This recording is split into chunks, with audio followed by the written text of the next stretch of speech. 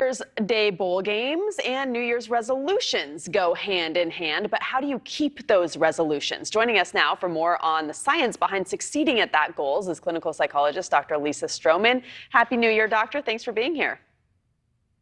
Happy New Year.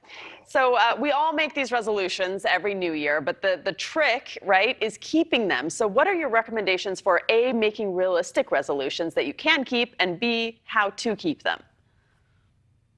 The first thing you have to do is make resolutions that actually apply to your life and that are going to really help you get through the next year. And I think that we've all taken away from the last year a lot of different things that have come through, particularly COVID, and how do we get ourselves to kind of an optimal place where we're taking care of ourselves better than ever and making ourselves feel the best we possibly can.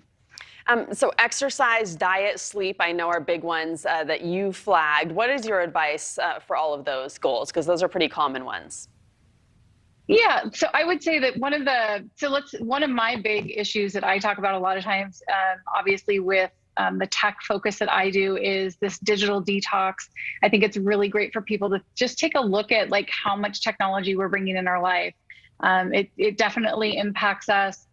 The length of time in a digital detox, we can do a 7-day, a 10-day, a 14-day. Pick one that's comfortable for yourself. It doesn't mean that you have to throw away your devices, so nobody has to panic.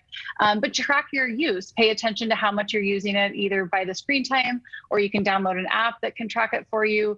And then you want to really look at, can I turn off notifications? Maybe I delete those social media apps for that digital detox.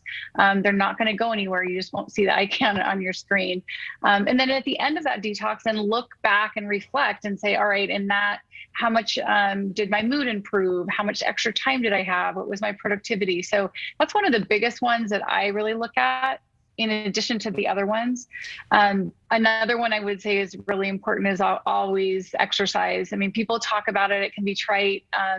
It's not really just about getting on our new leggings and going to our new gym and trying to put out an appearance, but it's really more about getting out there, being consistent with a routine, and with that, pair it with things that'll make you successful. So I always say, if you're going to make a resolution to exercise, then make also a resolution to go see your doctor regularly so that you have accountability and somebody's tracking to make sure that what you're doing is making improvements in your blood and your body and all of those things. We don't have to be working out on equipment all the time, just walking places, taking the stairs. All of those things can help. We can walk with friends, we can go to the store, but just get out there and get movement. So it doesn't have to be something really super focused. And then of course, reducing vices. If we can reduce smoking and alcohol, if those are an issue with you, that increases our ability to exercise as well. So do you finally sleep. Okay, go ahead. Yeah. No, go ahead. Sleep is an important one. I'm sorry to interrupt. Go ahead. No. So sleep is, to me, my most important one. I'm awful at it, so I always talk about it a lot because I know I need help myself. But it really is your brain function, your mood, and even your sugars. I think a lot of people don't recognize that when you don't sleep, you actually increase your levels of sugars in your body, which obviously adds to weight. And so it can become the cycle. So important with sleep is have a routine, do the same thing every night, because that gets us into that brain train moment where we know that it's sleep time.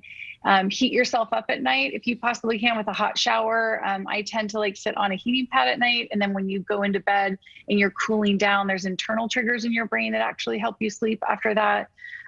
Obviously no screens in bed. And that's not just because I'm a tech nerd, but we just definitely is not good for our sleep habits. We have screen time.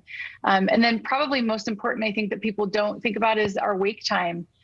So that's really an important one, that even if on the weekends you can sleep and you should wake up at the same time every day, that's really going to help with your sleep as well.